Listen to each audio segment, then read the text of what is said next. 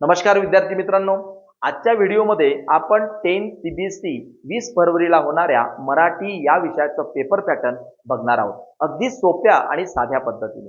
मित्रांनो, 10 सीबीएसई याकरता मराठी विषयाकरता 80 गुण बोर्डाने विद्यार्थ्याला दिलेले आहेत आणि 80 गुणांचा पेपर आपल्याला 3 तासामध्ये सोडवायचा आहे.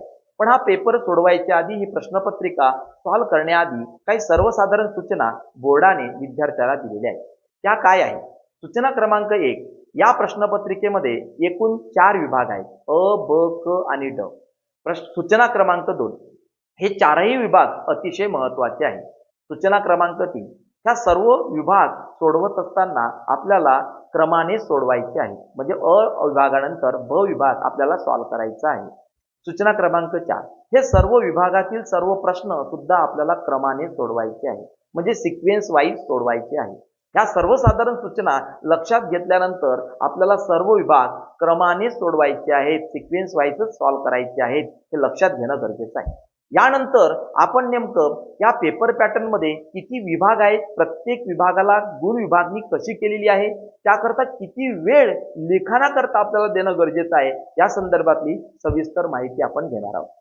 बघा, या प्रश्नपत्रिकेमध्ये एकूण 4 विभाग केलेले आहेत. त्यातील पहिला विभाग अ, त्याला वाचन आणि आकलन यावर आधारित आहे. याकरता बोर्डाने 15 गुण दिलेले आहे. त्याकरता हे 15 गुण तुमचे 30 मिनिटांमध्ये सॉल्व्ह होणं गरजेचे आहे, म्हणजे 30 मिनिटांमध्ये हे 15 गुणांचे प्रश्न आपल्याला सोडवायचे आहे. विभाग ब हा व्याकरणावर आधारित आहे. याकरता बोर्डाने 20 गुण दिलेले आहे आणि हे 20 गुणांचे प्रश्न आपल्याला 40 मिनिटाच्या आत सोडवायचे आहेत, म्हणजे 40 मिनिटांमध्ये 20 गुणांचे प्रश्न सोडवायचे आहे. विभाग क हा पाठ्यपुस्तकावर आधारित आहे. याकरता बोर्डाने 30 गुण दिलेले आहे आणि हे 30 गुणांचे प्रश्न आपल्याला 60 मिनिटाच्या आत सोडवायचे आहे, म्हणजे 60 मिनिटांमध्ये हे 30 प्रश्न म्हणजे 30 गुणांचे प्रश्न आपल्याला सोडवायचे आहेत. विभाग ड हा लेखनावर आधारित आहे. त्याला 15 गुण देण्यात आलेले आहे आणि हे 15 गुण आपल्याला 40 मिनिटाच्या आत सोडवायचे आहेत, म्हणजे 40 मिनिटांमध्ये आपल्याला 15 गुणांचे प्रश्न सोडवायचे आहे. लेखनाकरता थोडा वेगळा एक्स्ट्रा वेळ मी दिलेला आहे, कारण की लेखन या विभागामध्ये जास्त लिखाण करावं लागतं म्हणून. मग आता एकंदर या आपण दिलेल्या मिनिटांची जर आपण एक आकडेवारी केली किंवा बेरीज केली किंवा ॲडिशन केलं तर 170 मिनिट आपल्याला येतात. मग त्यापैकी टोटली 3 तासाचे 180 मिनिट होतात. मग 180 मिनिट मधून 170 मिनिट आपण जर मायनस केले किंवा वजा केले तर आपल्याकडे 10 मिनिट उरतात. हे 10 मिनिट आपल्याला पेपरची तपासणी करण्याकरता, आपण पेपर व्यवस्थित लिहिला की नाही, कोणत्या प्रश्नाचं उत्तर आपलं सुटून तर गेलं नाही ना, प्रत्येक प्रश्नाचं उत्तर लिखाण केल्यानंतर आपण अंडरलाईन केली की नाही केली, ह्या सर्व पेपर तपासणी करता तुम्हाला 10 मिनिटं मिळणार आहे. असे 180 मिनिटं तुमचे पूर्ण होतात, म्हणजे 3 तासाचा वेळ इथे कंप्लीट होतो. चला मित्रांनो, आता यानंतर प्रत्येक विभागामध्ये नेमकी प्रश्नांची आखणी कशी केलेली आहे ते आपण बघणार आहोत. सर्वप्रथम आपण बघणार आहोत विभाग क्रमांक अ. विभाग अ हा वाचन व लेखन याकरता दिलेला आहे. याकरता 15 गुण आहेत आणि त्यातील 30 मिनिटाचा वेळ आपल्याला मिळणार आहे. मग प्रश्न क्रमांक 1, विभाग अ मधील प्रश्न क्रमांक 1, अपठित उतारा हा 8 गुणांसाठी आपल्याला दिलेला आहे. त्यामध्ये 4 बहुपर्यायी प्रश्न असतील, त्यापैकी 3 आपल्याला सोडवायचे आहेत आणि प्रत्येक प्रश्नाला 1 गुण आपल्याला देण्यात आलेला आहे. त्यानंतर प्रश्न क्रमांक 1 मधलं बी असेल, त्यामध्ये 4 एका वाक्यातील प्रश्न दिलेले असतील, त्यातील 3 सोडवायचे आहेत. प्रत्येक प्रश्नाला 1 गुण आहे, असे 3 गुण त्यालाही देण्यात आलेले आहे. त्यानंतर प्रश्न क्रमांक 1 मधील सी आहे, त्यामध्ये 2 थोडक्यात उत्तरे द्या, त्यापैकी 1 सोडवायचा आहे. 2 प्रश्न दिलेले असतील, थोडक्यात उत्तर देण्याकरता त्यातील 1 सोडवायचा आहे आणि त्या एका प्रश्नांकरता 2 गुण आपल्याला देण्यात आलेला आहे. हा अपठित उतारा आपल्याला देण्यात आलेला आहे. त्यानंतर प्रश्न क्रमांक 2 हा अपठित कविता म्हणजे पद्यांकरता देण्यात आलेला आहे. टोटली या प्रश्न क्रमांक 2 ला 7 गुण बोर्डाने दिलेली आहे. त्यातील प्रश्न क्रमांक 2 मधील ए हा 4 पैकी बहुपर्यायी प्रश्न असेल 4, त्यापैकी 3 सोडवायचे आहेत, म्हणजे ऑब्जेक्टिव्ह क्वेश्चन असतील, त्या 4 क्वेश्चन्स पैकी 3 क्वेश्चन्स आपल्याला सोडवायचे आहेत. एका गुणांकरता हे 3 क्वेश्चन्स दिलेले आहेत आणि प्रत्येक एका प्रश्नाकरता 1 गुण आहे. त्यानंतर प्रश्न क्रमांक 2 मधील ब याला 5 एका वाक्यातील प्रश्न दिलेले आहेत, त्यापैकी 4 सोडवायचे आहेत आणि प्रत्येकाला 1-1 गुण दिलेले आहेत. असे 4 गुण देण्यात आलेले आहेत. आता यानंतर मित्रांनो आपण पहिला विभाग आपला संपलेला आहे. ह्या पूर्ण विभागाला अपठित उतार्याला 8 गुण देण्यात आलेले आहे आणि अपठित पद्याला 7 गुण देण्यात आलेले आहे. असे 15 गुण देण्यात आलेले आहे आणि हे 30 मिनिटांमध्ये आपल्याला सोडवायचे आहे. त्यानंतर आता दुसरा विभाग, विभाग ब. आता विभाग ब हा व्याकरणावर आधारित आहे. याकरता बोर्डाने 20 गुण दिलेले आहे. मग नेमकं त्यामध्ये प्रश्नांची रचना कशी आहे ते आपण बघणार आहोत. तर प्रश्न क्रमांक 3 मधील ये यामध्ये पहिला ये जो आहे, पहिला प्रश्न जो आहे तो शब्दांच्या जातीचा आहे. म्हणजे त्यामध्ये नाम, सर्वनाम, विशेषण, क्रियापद म्हणजे शब्दांच्या जाती जर तुम्हाला व्यवस्थित माहित असेल, ज्याला आपण पार्ट ऑफ स्पीच म्हणतो, तर या प्रश्नांचे उत्तर अगदी सहजरित्या तुम्ही लिहू शकता. व्याकरणावर आधारित हा विभाग ब आहे. त्यातील पहिलं नाम, सर्वनाम, विशेषण म्हणजे शब्दांच्या जाती या याच्यावर तुम्हाला हा प्रश्न क्रमांक ए हा आधारलेला आहे. त्यानंतर प्रश्न क्रमांक 3 मधलं बी हा काळ म्हणजे जसं आपण म्हणतो की वर्तमान काळ, भविष्यकाळ, भूतकाळ हे तिन्ही काळ त्याच्यामध्ये दिलेले आहे. याच्यामध्ये तुम्हाला 4 पैकी 3 प्रश्न सोडवायचे असतात. प्रत्येकाला 1-1 गुण देण्यात आलेला आहे. त्यानंतर प्रश्न क्रमांक 3 मधलं सी हा वाक्यांचा प्रकार आहे.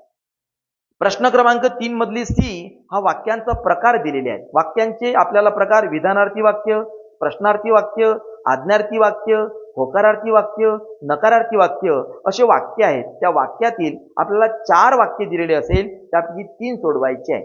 व्याकरणावर आधारित ही कृती आपण बघतोय. त्यानंतर प्रश्न क्रमांक 3 मधील डी जो आहे तो वचन दिलेला आहे. एक वचन, अनेक वचन या पद्धतीनं त्यापैकी 3 दिलेले आहेत. 3 पैकी 2 सोडवायचे आहेत आणि 1-1 गुण याला दिलेला आहे. आता प्रश्न क्रमांक 3 इथे समाप्त होतो. त्यानंतर प्रश्न क्रमांक 4 हा प्रश्न क्रमांक 4 विभाग ब मधील प्रश्न क्रमांक 4 त्यामधील ये आहे लिंग. यामध्ये पुल्लिंग, स्त्रीलिंग, नपुंसकलिंग अशा पद्धतीचे लिंग तुम्हाला विचारले असतात. त्यात 3 प्रश्न दिलेले असतात. त्यातील 2 तुम्हाला सोडवायचे असतात. त्यानंतर प्रश्न क्रमांक 4 मधील बी आहे समानार्थी किंवा गटात न बसणारा. आता समानार्थी शब्द आपल्याला लिहायचा आहे. आता गटात न बसणारा शब्द म्हणजे कोणता, तर 4 तुम्हाला समानार्थी शब्द दिलेले असेल, पण त्यातील एक शब्द त्या शब्दापैकी एकाचा अर्थ त्या 4ही शब्दाला जुळणारा नसेल, असा गटात न बसणारा वेगळा शब्द आपल्याला काढायचा असतो. त्यानंतर प्रश्न क्रमांक 4 मधील सी हे विरुद्धार्थी शब्दांकरता दिलेले आहे. येथे अपोजिट वर्ड्स 3 पैकी 2 तुम्हाला सोडवायचे असतात. याच्यामध्ये सुद्धा तुम्हाला गटात न बसणारा शब्द दिला जातो, तो म्हणजे अपोजिट असतो आणि अपोजिट नसलेला एखादा वर्ड्स वेगळा काढायचा असतो. त्यानंतर प्रश्न क्रमांक 4 मधील डी समास.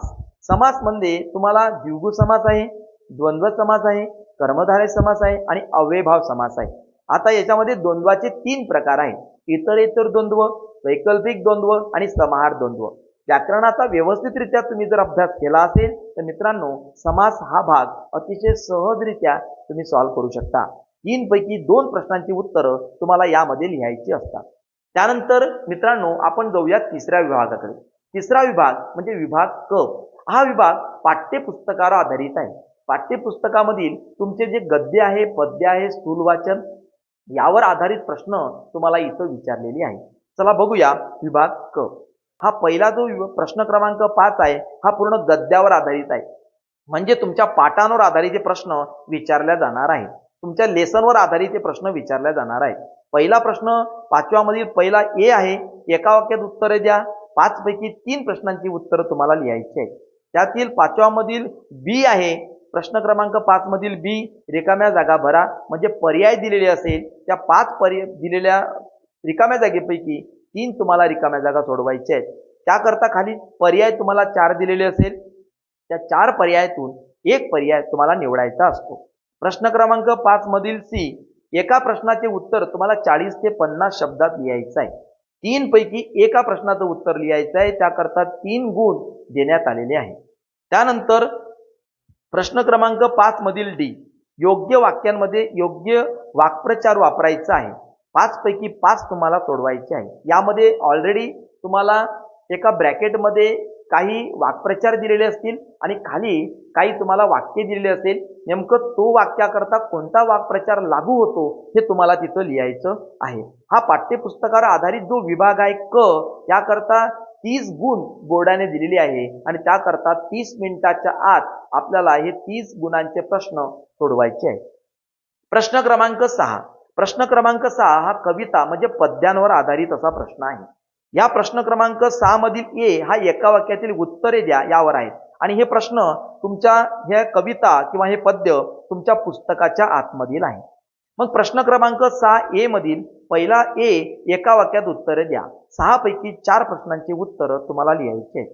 प्रश्न क्रमांक 6 मधील बी रिकाम्या जागी योग्य शब्दांचा पर्याय तुम्हाला लिहायचा आहे. म्हणजे 5 तुम्हाला प्रश्न दिले जातील, त्यातील 4 सोडवायचे आहेत आणि ह्या प्रत्येक प्रश्नाला खाली पर्याय दिलेले असतील, त्यातील एक पर्याय तुम्हाला निवडायचा आहे. त्या 4 प्रश्नांकरता 4 गुण देण्यात आलेले आहेत. प्रश्न क्रमांक 6 मधील सी हे संदर्भाचे स्पष्टीकरणाकरता देण्यात आलेले आहे. 2 पैकी 1 संदर्भाचे स्पष्टीकरण तुम्हाला करायचं आहे. याकरता त्या कवितेचे कवी, कवितेचं नाव, कविता नेमक्या कोणत्या पुस्तकातनं घेतलेली आहे, त्या कवितेचा नेमका अर्थ काय आहे हे तुम्हाला माहीत असणं गरजेचं आहे. त्याकरता एका संदर्भाच्या स्पष्टीकरणाकरता तुम्हाला 3 गुण देण्यात आलेले आहे. त्यानंतर प्रश्न क्रमांक 7. प्रश्न क्रमांक 7 हा स्थूल वाचनावर आधारित आहे. स्थूल वाचन म्हणजे रॅपिड रिडिंग करता जे काही लेसन आपल्याला दिलेले असेल त्यावर आधारित हे प्रश्न आहे. प्रश्न क्रमांक 7 ए मध्ये आपल्याला एका वाक्यात उत्तरे द्या हा प्रश्न दिलेला आहे. 4 पैकी 3 प्रश्नांची उत्तरं एका वाक्यात आपल्याला द्यायची आहेत. त्याला 3 गुण देण्यात आलेले आहेत. त्यातील प्रश्न क्रमांक 7 मधील बी हा 40 ते 50 शब्दात आपल्याला उत्तरे लिहायची आहे. 2 पैकी 1 आपल्याला प्रश्न सोडवायचा आहे. 2 पैकी 1 प्रश्न आपल्याला सोडवायचा आहे, त्याला 2 गुण बोर्डाने दिलेले आहे. इथे आपला विभाग क्रमांक क इथं समाप्त होतो आणि आता यानंतर आपण 4था विभाग बघणार आहोत. तो आहे विभाग ड, जो आपल्या लेखनावर आधारित आहे. विभाग ड यामध्ये बोर्डाने 15 गुण दिलेले आहे आणि याकरता आपण वेळ दिलेला आहे 40 मिनिट. कारण की या विभागाकरता लेखन करण्याकरता थोडासा एक्स्ट्रा वेळ देणं गरजेचं आहे, तेव्हाच तो आपल्याला सोडवता येईल. आपण थोडा एक्स्ट्रा वेळ याच्याकरता दिलेला आहे. विभाग ड मधील प्रश्न क्रमांक 8 त्यामधील पहिला ए जो प्रश्न आहे तो निबंध लेखन आहे. निबंध लेखन करत असताना 200 ते 250 शब्दांमध्ये आपल्याला निबंध लेखन करायचं आहे. याकरता 3 आपल्याला विषय दिलेले असतात, त्याची काही पॉइंट सुद्धा आपल्याला दिलेली असतात.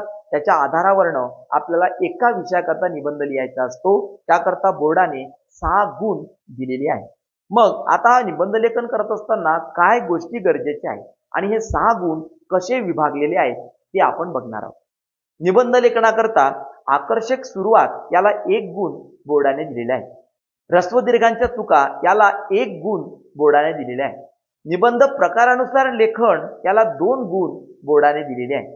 उदाहरणांचा वापर, वेगवेगळ्या एक्झाम्पलचा आपण निबंधामध्ये वापर करत असू तर त्याला 1 गुण बोर्डाने दिलेला आहे. आकर्षक समारोप, शेवट आपण आकर्षक करत असू त्याला 1 गुण बोर्डाने दिलेला आहे. अशा 6 गुणांची विभागणी इथे निबंधाकरता करण्यात आलेली आहे, हे लक्षात घेणं गरजेचं आहे. त्यानंतर प्रश्न क्रमांक 8 मधील बी हा खालील मुद्द्यांच्या आधारे कथा लिहा आणि कथेला योग्य शीर्षक द्या हा प्रश्न आहे. या 2 पैकी 1 कथा आपल्याला लिहायची आहे. याला बोर्डाने 5 गुण दिलेले आहे. कथेचा सुरुवात किंवा कथा लेखन या संदर्भात जास्तीत जास्त कथा पुस्तकांमधल्या जर तुम्ही वाचल्या तर सहजरित्या हा प्रश्न तुम्हाला सोडवता येईल. त्यानंतर प्रश्न क्रमांक 8 सी मधला शेवटचा प्रश्न म्हणजे पत्रलेखन. तुम्हाला पत्रलेखन लिहित असताना लिफाफा देणं गरजेचं मानलंय. 2 पैकी 1 पत्र तुम्हाला सोडवायचं आहे. औपचारिक आणि अनौपचारिक पत्रलेखनापैकी 1 पत्र व्यवस्थित करून ठेवा. त्या प्रश्न तो पत्र आपण अतिशय चांगल्या पद्धतीनं सोडवू शकतो. मग पत्रलेखनाला नेमकं कशा पद्धतीनं गुणांची विभागणी केलेली आहे ते आपण बघणार आहोत. दिनांक याला अर्धा गुण बोर्डाने दिलेला आहे. त्यानंतर पत्र ज्याला आपल्याला पाठवायचं आहे त्याचं नाव आणि पत्ता याकरता अर्धा गुण देण्यात आलेला आहे. विषय याकरता अर्धा गुण देण्यात आलेला आहे. पत्राचा नेमका गाभा, ज्याला आपण पत्राचा मजकूर म्हणतो, नेमका भाग, पत्राचा मुख्य भाग, जर मेन लेटर ऑफ बॉडी असं म्हणता येईल, त्याला 2 गुण बोर्डाने दिलेले आहे. त्यानंतर पत्र लिहिणाऱ्याचा नाव आणि पत्ता याला अर्धा गुण बोर्डाने दिलेला आहे. अशा पद्धतीनं गुणांची विभागणी केलेली आहे. हे जर प्रश्न सोडून न देता प्रश्न लिहिल्यामुळे आपल्याला काही गुण सहज मिळतात. मित्रांनो, एकंदर आपण मराठी या विषयाची प्रश्नपत्रिका नेमकी कशा पद्धतीने राहणार आहे त्या संदर्भातली माहिती आपण या व्हिडिओमध्ये घेतलेली आहे. तर या व्हिडिओ अतिशय व्यवस्थितरित्या पहा, समजून घ्या आणि अतिशय चांगल्या पद्धतीने आपला पेपर सोडवा. तुमच्या पेपर करता संपूर्ण जीनियसच्या टीम तर्फे तुम्हाला बेस्ट ऑफ एफर्ट.